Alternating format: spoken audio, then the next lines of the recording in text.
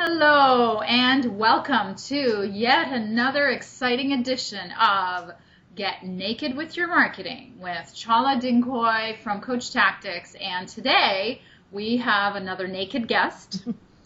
And of course we're talking metaphorically here. This is not one of those shows. And her name, she's become a good friend of mine. I mean, it's really amazing how, your business and networking starts to creep into your own life and you become friends. So Karen Kessler is from Choose Results. She has a really, really innovative way of growing businesses through her company and through helping them not just with the business skills, but also with their mindset skills. And we're going to learn a lot about all the mistakes that you made to be as successful as you are, because I see you in the market and I know you're successful, aside from the fact that you are my friend. But we want to hear all about that. So first of all, thank you for being naked. And thanks for inviting me, Chala. Not everyone's willing to do this. I mean, I've said that before, but not everyone's willing to really show up in terms of their vulnerabilities because they're still trying to posture. Right. So kudos for not being one of those people, and you would be caught dead being my friend anyway. If that.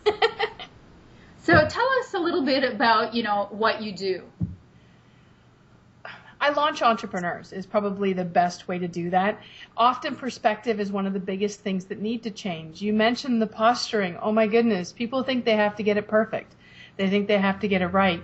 And they don't understand that it's a process. And changing that perspective in that way is just one of the ways that we get the mindset sorted. Then people have to figure out what do they need to grow their business, and we make sure that the mentoring and the skill sets and things are in place. And then most importantly, how do we celebrate? How do we celebrate all of the successes we have, and how do we look at anything that we consider a setback or failure just as feedback, as information that we pull into what we do. So we pull all that together for entrepreneurs so they can either launch from the beginning or have a new launch into the next phase of their success. That is so cool. Now, I can't help but ask you, I love doing this because you kind of see people's homes. Yeah. So what the heck is behind you there? Is that your vision board or something? That is the vision board of my avatar. I don't do any marketing without looking at that one person that I'm most passionate about serving. God, is that a wedding? We have, so it's really cool. Actually, I'll bring it closer if you like. Yeah, please do. It looks fascinating. I want to come visit. Let me do this so I can see what I'm showing you. Yeah. Yeah, it looks good. Okay. So that's not a wedding dress. Okay. No. So this is Angela. So she has, she's very curious. She's ready for change. It's time for change. She's ready to do a startup or grow something and willing to do that. She's quite positive. She's actually looking for results and willing to go down the rabbit hole to get it. More and more, we're starting to attract people that want to be power couples and people that want to build success together, although not exclusively. We've got the chains breaking here from Wonder Woman. She's actually stepping into her power. Hey. And, she likes dogs. But she said it's all about doing the business, and she's searching for something. So I went through what I thought would be her favorite magazine and picked out all kinds of cool pieces. So now I don't write anything or do anything that's marketing without first sitting and having a chat with Angela first. Oh, I love Angela. She's a cool chick. And what's that magazine you used? Success. Oh, very cool. I like the imagery that they're using. And isn't it interesting? Because I know, talk a little bit about your dear husband. I don't remember ever seeing him. You keep him pretty quiet. He's our tech guru. And he does most of his training and work and support for our clients from virtually. So he spends an awful lot of time doing that. We offer a build your website workshop. Like, we want to make sure that all of our grads and people and all of our clients have access to things that actually build skill set. So we don't build someone's first website for them. They need a very professional and quick and easy way to be online right away without it sucking thousands of dollars and months of their life away. But so Jeff's got a 2-night workshop where you actually, at the end of the first night, you're live with 3 pages of your website. Oh my God, that's amazing. And then hooks in like MailChimp so that you can actually do newsletters and people can sign up to it on your website in 2 nights. but you're actually learning the skill sets so you can do it yourself. We're Right. about empowering with skill sets, and that is a theme that goes through everything that we offer. Oh, that's amazing. Now, is he at home? Yeah, well, we work out of the home office together. I want you to introduce him before Oh, the he's not here right now. No. Oh, damn. No, he's out with the puppies. Show me his face. We have 3 dogs, so in order for us to have this quiet, intimate time together to get naked, it was important we didn't have the input of the dogs. Yeah, but the dogs are part of being naked. Yeah, well, I guess that. Yeah. I would have been okay with that. I would have been okay with that. Okay. All right. So, talk to me about, and by the way, I love that avatar thing. It's wonderful. I always think about writing a love letter to that one person as your marketing, really. So Call it pillow talk. Good on you. Kind of in line with the marketing theme there a little bit. A little bit, okay. So talk about, now we're going to get ugly. Talk about your worst mistake in marketing. Oh my goodness. So we spend an awful lot of money on a public relations firm. Okay. Wow. Early, with no mentoring in place, we didn't know who our market was. Our head was still full of not knowing. We had built something very different than what we have right now, and we thought that the only reason people weren't coming is because they didn't know about us. Right. So we weren't following a model. We weren't following something that worked. We were casting about, trying to figure out how to put this together. There was a lot of confusion, a lot of chaos, spent an awful lot of money on things that were a complete waste. Like, now that I know better, I wouldn't even say I'm in a position to have one now. Right. Right? 3 years later, that now the business is like 4 times successful that it was just, 2 years ago. I'm still not in a position where I could actually make good value of that based on the services that I provide, but I didn't know that then. So, may I ask how much you spent? Oh, over $3,000. Okay.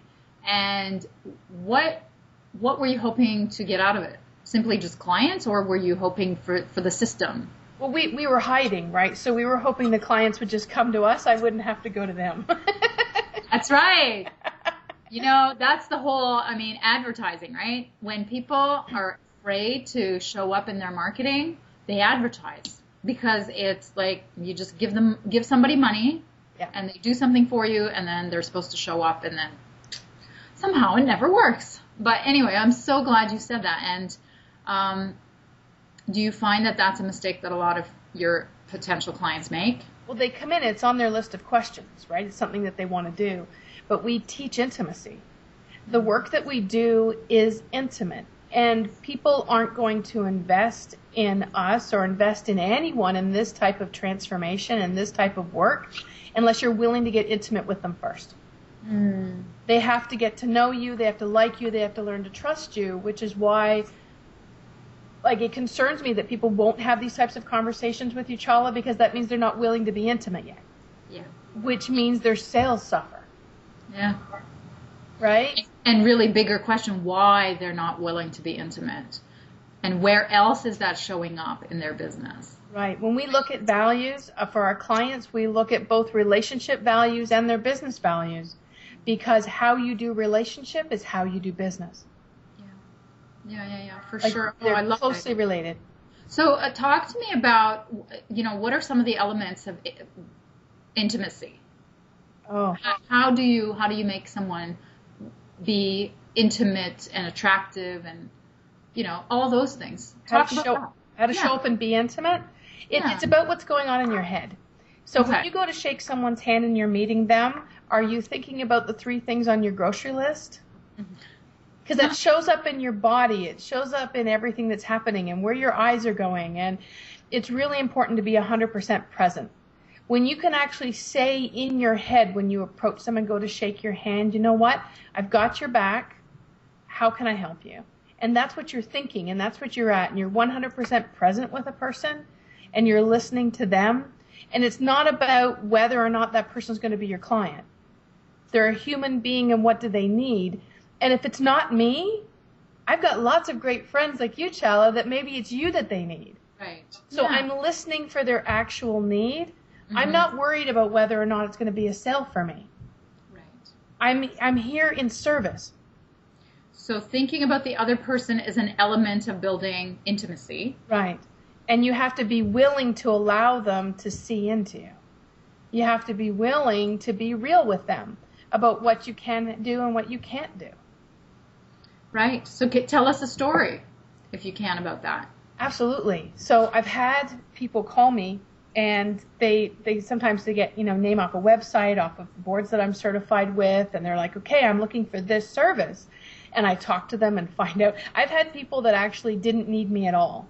Mm. They didn't need an entire large service. Maybe they needed something smaller. Maybe they actually needed to go talk to someone else. And I referred them on. Good. So here's another one. So sometimes when I was doing coaching more in the personal coaching and life coaching before I was doing business coaching. So here's a really good example. I had a gentleman come and he wanted to quit smoking. That was his thing. He wanted me to use his tools to help him quit smoking. So I'm asking him about that. So, I mean, that's a pretty good package for me, right? That would have been a good sale. Yeah. So it would make sense that I would want to move towards making that sale. But as I talked to him about smoking, and I'm like, what does smoking mean to you? And he says, I love to smoke. And I'm like, okay, so why do you want to quit? Was like the natural question. The reason that he wanted to quit was that his wife and his daughter wanted him to quit. Mm. But he didn't want to quit. Right. So in my world, that's actually not good for him to do. So what happened? I said no. You said I explained to him that this needs to be something that he's willing to do, and that there's lots of ways to keep himself healthy. There's lots of ways for him, but he had to make decisions based on what was important to him. It could actually create more stress and make him unhealthy to quit, regardless of what we think about smoking. Mm-hmm. When we understand how the mind and body work, yeah, it wasn't in a place for me. There was no way that I could sit in what we call ecology, right, in the ethical integrity place and say, you know what? Yeah, okay, we can do that. I'm like, no, sorry. Based on what you think they need, yeah. Right. So, yeah. How did that go over? He got it. He got it. So we actually spent some time, we didn't go any further than the needs assessment. And I spent the rest of the time with him talking about how he could communicate and what other options there are, and maybe he could smoke less, and, just talking about other options and things he could do, and also helping him understand when he was ready, how to know he was ready, and then he could come back to me then. Right. I love that. One of the biggest things that I encounter is, and I don't know if this happens to you, is that they just don't want it badly enough. Not yours is like the extreme case where they don't want it at all. But when people come to me and say, I really want to change my business, I want to grow my business, and when I ask them the question, well, what's the consequence of not fixing this problem in your business? And they say, nothing. I'll just go back and get a job. And, well, how would that feel? Okay. Right? So, they want it. Right, and so that's when I say, I don't think we're a good match. I mean, does that happen to you? It does. It happens a lot. I have a process now that new clients go through where we're actually looking at 3 very separate whys. Mm-hmm. The first is their entrepreneurial why. Why do you want to be an entrepreneur? Mm-hmm. It's for most people, not all, some people are funded by spouses, or they've got, a huge chunk of savings that it would take them 20 years to go through. But for the most part, when people choose to be an entrepreneur, there's risk, there's change, you need to be intimate. There's all these things that are required, and not everyone's willing to do those. Some people come at it mission-based. They think that they want to be a coach, or they want to do these things because they want to help people. But the truth is, there's lots of ways to do that. Right? There's lots of ways to fulfill a mission without becoming an entrepreneur. So we spend a lot of time really nailing it down. I'll tell you, I left 13 years in government. That's right. And my entrepreneurial why is that I need things to move faster than they can move in government. So I was very entrepreneurial in government, but I still felt chained. I was still doing a lot of good. I was in charge of very large projects, and we saved an awful lot of money, and I'm very proud of that, but it wasn't feeding me the way that it needed to. I didn't have control of my schedule. I didn't have control of how much money I was making. It didn't seem to matter. It was other people's agendas that were driving what I was doing. And you take the cake. I mean, I thought I was bad. I worked for 20 years in corporate. I mean, I think government is even more controlled.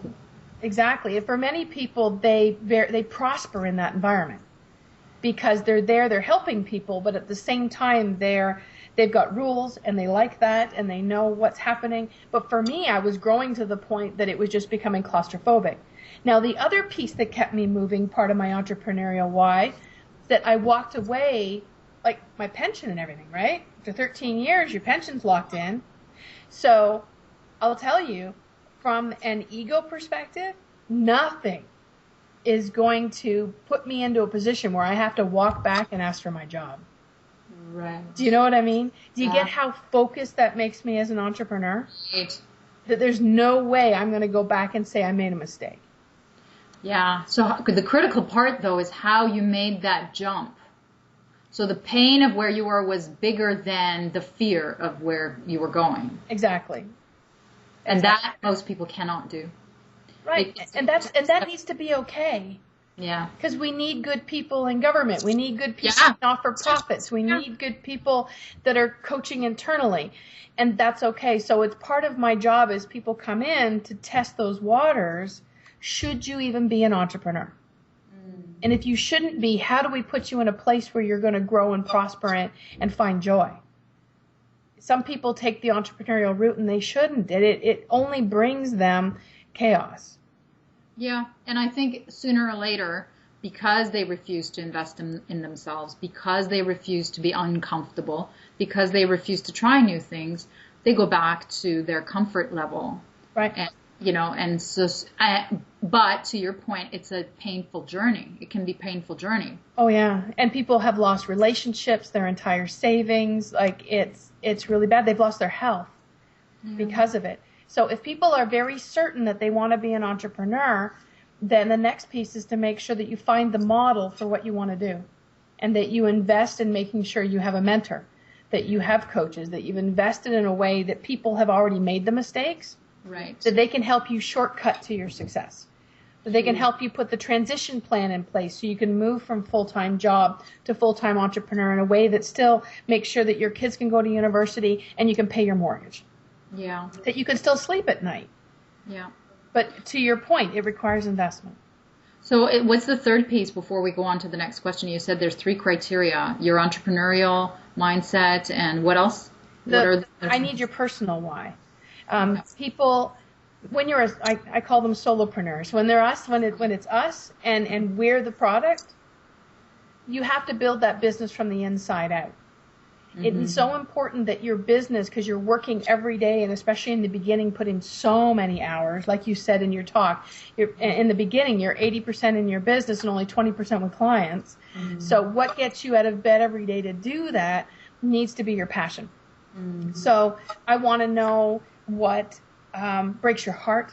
I want to know what gets you on your soapbox, what powers you and passions you. And when you have those pieces, the object of that will become the people that you're serving. Will become what we, for jargon terms, your target population. Right. And out of that, your avatar, like Angela, is the one representation of that group of people. Right. That I am impassioned to serve, that I'm willing to do the things that I don't want to do in the background to make sure I can continue to serve. Mm-hmm. To take that 80-20 and flip it. So I'm spending 80% of my time with people like Angela and only 20% keeping my business running. Trying to get more Angelas. Exactly. So it helps keep me focused. So that personal why is very important. And only out of that personal why, once you've nailed that, do you then pull out a corporate why that may end up on your website. So is the third one is the corporate why? Yeah. Okay. Very nice. Very nice. So it requires a lot of intimacy. A person has to bring their whole self to the table with me, or we can't build your business from the inside out. Right. And because you are your business, people are not buying services. They are buying you. Exactly. Visibility in marketing equals money, but it's visibility of you. Exactly. not a billboard you've paid thousands of dollars for. Right. That's your brand. That's not going to get intimacy very much. Exactly. It's going to get awareness. Yeah, the types of marketing you choose are very determined by what the service is that you have. Sure. Like who are you and how do you come to the market? There's no way I would advertise my events. There's no point. People resonate with me they're buying a ticket to see me. Most people show up and they don't even know what we're doing. Yeah, exactly. Just, I know she's going to help me, and I know she's cool, and I'm going to spend the next day with her. Yeah, Exactly. Absolutely.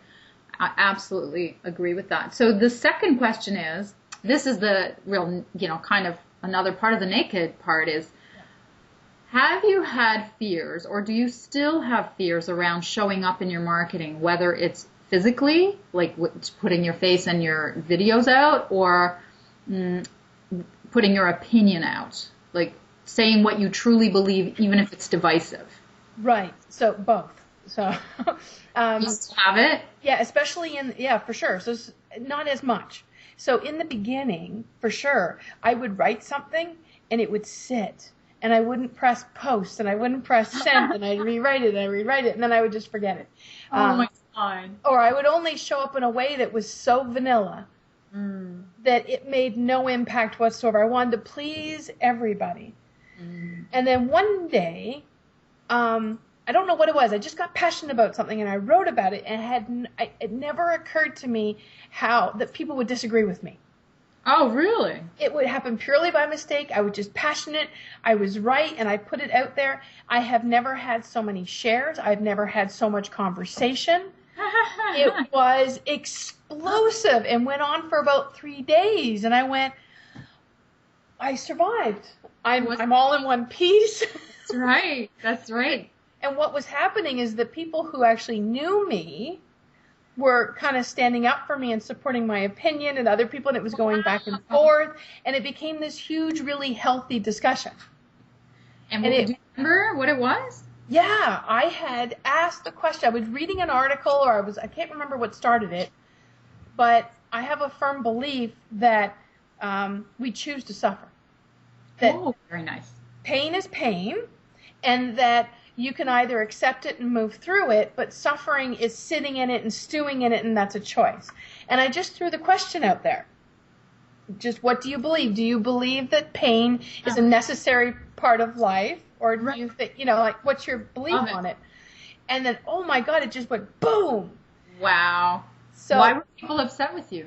Well, people defined the word suffering very differently. There was all this stuff about children in Africa, and if I seem to think that they're choosing to have that, and because they thought they must be suffering. But there's lots of people in really crappy situations who aren't suffering. They don't define it that way. They just define it as their life. Yeah. It's a journey, and they're moving through it, and they're still finding happiness in it. And it happens a lot, and it happens in my world where people make that change in perspective. Where even though things are hard right now and they're painful right now, I see where they're going. It's worth it. I'm glad it's happening. I can't wait till it's done because it sucks. But at no point would I consider that I'm sitting in suffering. Right. So, yeah, it was a very dynamic conversation. And I realized how important it is to take a stand. Very good. And it still gives me butterflies every time I go to do it. Hey, are you still nervous? And, how do you get over it? You just do it? Yeah, I just do it.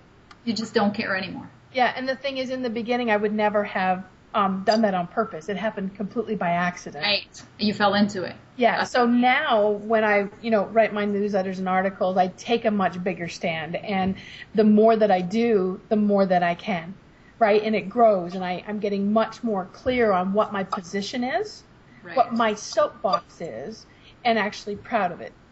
And willing to do it. And I'm okay if people don't agree with me. In fact, now I know from a marketing standpoint that if there aren't people who don't resonate with me, I'm not doing a good enough job. I'm not showing up properly.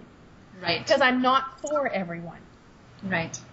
Right? I need to be strong enough that people have an opportunity to say, oh, I get you, I like that, I want more, or that's not for me. Yep. I love it. Yeah, because in marketing, as you know, agreeing with everyone is equal to invisibility. And invisibility is death in marketing. Absolutely. You wasted everything. You've wasted your effort, your energy, your money, everything. Yeah. That's so true. So what is one secret to your success in marketing? One marketing secret to your success? I know who I'm marketing to. It's Angela. It's understanding I'm not marketing to everyone, willing to decide that I only want this much of the market, that I want my room full of Angelas because that's where I'm going to have the most fun, where I'm going to do the most service. Nice. So it was willing to do that. And it's so counterintuitive to the new entrepreneur. They think about everybody that they're excluding. The thing is, most of those people would never buy from you anyway. And if they did, it would be a bad fit and you'd pull your hair out. You'd hate it. Yeah. Right? And I did that. So now, if someone's not for me or if I don't like them and want to work with them, I don't. I refer them on. Very nice. So that's what makes me more successful. That's my thing, right? That's my soapbox, is the niche thing. So I am just in love with hearing you say that. Tell me how you found your niche. Did you fall into it? Was it trial and error through long years, or you paid a really top coach to help you figure it out through research? So it was three things. So one, I'm following a model that has a process. And I know that model well enough that I can do that. I also know that as I change, so does my niche. Because my business is a reflection of who I am and where I am in my journey right now. So like I'm just in the process now of going back through this entire process again. I went back and redid all of my whys. Okay. Checked again about being an entrepreneur. Checked again about my personal why, what's changed about that. So, and that changed and altered a bit about who my target population is. And because that altered, that changed my programs a bit. And it changed how I introduce myself when I go networking. It changed everything. So, for instance, I was at a meeting yesterday morning, and things have changed. So what came out of my mouth was different. And I'll tell you, holy smokes, I walked away with so many more actual resonating leads with people that want to talk to me more because I was, again, more clear and more congruent with what I'm doing. So it's an ongoing process. That's great. So, now, I'm, of course, the finicky part of me, I have to ask, is there any part of that process that defines your niche that identifies whether there's a market demand? Absolutely. Because I was very worried if it wasn't. There are three very important things that need to be met in order to consider to be an actual target population. The people have to have an actual problem that they're aware of, that they're willing to spend money on. You have to have a viable solution for that problem. And they have to be willing to be led by you. Good. So some people have a very passionate why in the target population, but there's no money in it. So what we say is that when you pick something where you actually can be in good enough service and enough service that there's enough cash flow, then you can go serve those people on the side. That can be your give back. Right. And that's exactly what I say. When you make enough money, you can do anything you want. Exactly. All right. So how do we reach you? And, is there something that you'd like to share with our audience? Absolutely. So we can be reached at www.chooseresults.ca. We love our website, even though we will be updating it again. We love for people to go and check out what we have there. I can also be reached directly through that site, so it's really easy to book an email or a talk with me. And the best way to come and see me and really understand and really look at changing perspective and growing your business, we have a weekend event called Designing Your Destiny. It's a leadership and empowerment weekend, and I'd like to offer to all of your listeners that they can bring a friend when they buy a ticket. Nice. And how much are the tickets? Right now, the next event coming up, we've reduced them from $350 down to $250. So for $250, buy one, get one is essentially a $450 savings that I can pass on. Wow. And where is it taking place? It's taking place at the Marriott at the Eaton Center on February 7th and 8th. Right downtown? Very good. Very good. And our site has other dates as well available. Wow. How many people will be there? About 30. Oh, wow. Like it's a big group. Yeah. Cool. So, and then we're going to have two trainers. I'll be training with my mentor, Canada's master trainer, Dr. Kim Redmond. So the two of us are sharing the stage. I've heard about her, and I've met her. Yeah. Yeah. So it's going to be a very dynamic, fun weekend. Kim and I do a lot of improv on the stage. I bet. We have an awful lot of fun, and we'd love for people to come and see us. Oh, that's wonderful. Well, thank you so much for getting naked with us. It was my pleasure. We wish we could see your husband naked as well, but that's not going to happen, I guess. Maybe next time. Maybe next time. Thank you so much, Karen.